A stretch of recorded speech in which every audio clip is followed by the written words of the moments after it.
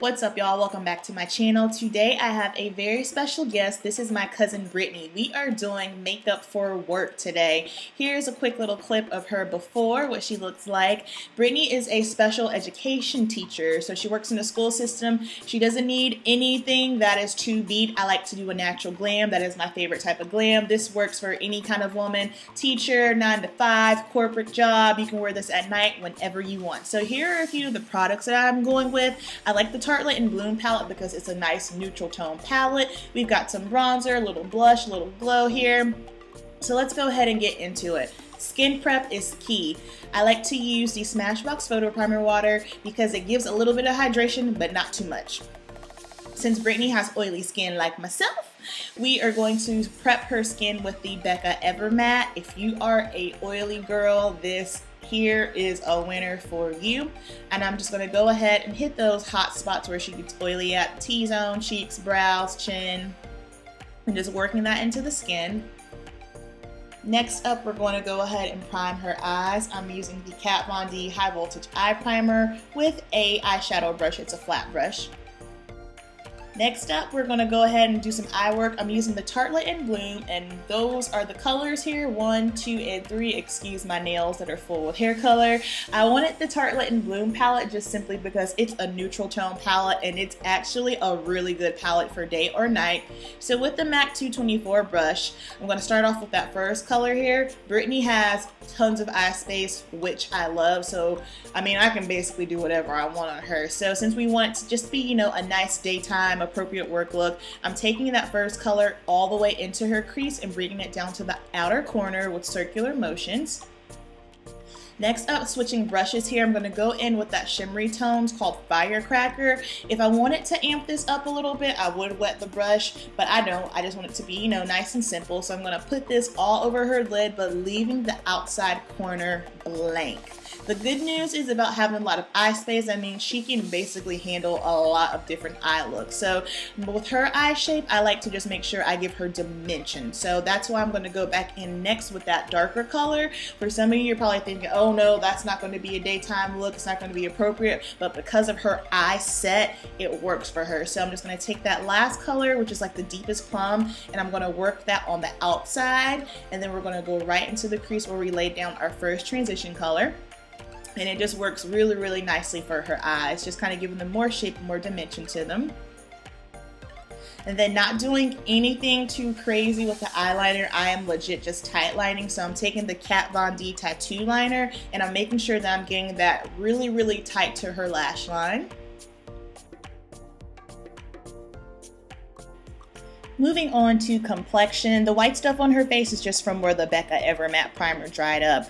I'm taking the Nars Soft Matte Concealer and the shade is Amande. I love this concealer just simply because it really conceals well and the finish of it is gorgeous. Whenever I'm working on my clients, I always like to start in the center of the face with a concealer and then work my way outside. I feel like this gives it the most natural look.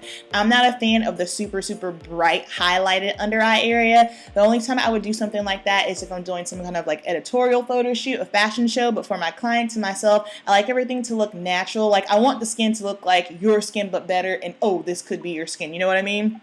And then to go ahead and furthermore blend this out, I'm taking a basic cosmetics wedge and it is wet. I'm just going to press that on the face the same way as if I was using the beauty blender. And then once I put the perimeter, the foundation on the outside of her face, everything's just going to kind of blend and mold together perfectly.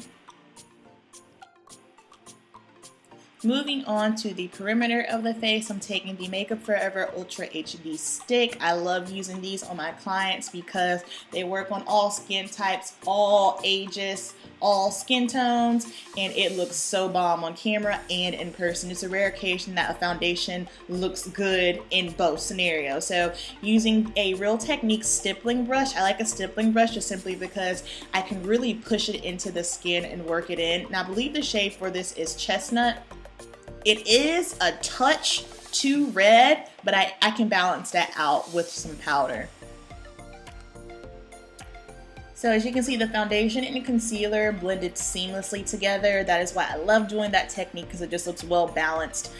Now I'm going in with the Cover FX setting powder in deep, and this is just going to help basically balance out the red tone and set her face. And she is oily and she works long days, she for sure needs to make sure that her face is set. And after I get the face set with translucent powder, I'm going to go in next with bronzer. I love bronzing on all skin tones just simply because it brings dimension to the face. And yes, brown girls, black girls, chocolatey girls, we can bronze our face too. I like bronzing over contouring just simply because I feel like everybody looks good with bronzer, and bronzing and contouring are two totally different techniques. Contouring can get a little tricky when you start working with different face shapes just simply because if you contour too hard on someone that has a strong face, they are going to look very masculine. So that's why I always shoot to bronze to warm up the skin. And the bronzer that I'm using is CoverGirl Queen Collection in Ebony Bronze. For brows, I'm going in with the Benefit Goof Proof Brow Pencil. Brows, there is no one size fit all. Whenever I'm filling in brows on a client, I like to look at what they have, work with what they have, and also take in consideration their face shape. I hate it when I see girls with really tiny faces, and because the brow trend is thick, if you have a small face and you make your brows big, you just, you look a touch crazy. So whenever I'm filling in brows, like I said, just make sure that the brow shape that I'm doing fits their face shape.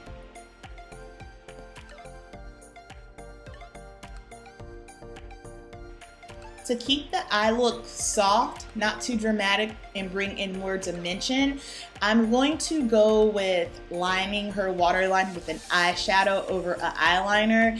I like to do this especially for like a nice, soft, natural glam or daytime look, just simply because an eyeliner can make the look dramatic, and I don't want it dramatic. So to get a little bit more dimension without taking it there, I'm just going in with that last eyeshadow shade, the deepest one. I'm just going to go ahead and start rimming her waterline with it.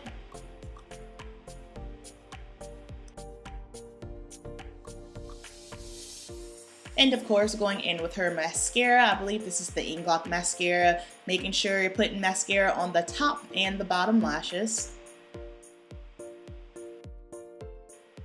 And that's going to complete the look. I skipped out on a lip with her just simply because she's been having issues with her lips breaking out. She's been super sensitive to a lot of lip products, so she just put on her chapstick. And that's going to complete this look. Really pretty, natural glam, perfect for work, daytime, nighttime, just really suitable for basically any time. Thank you guys so much for watching, and I will see you in my next video. Bye.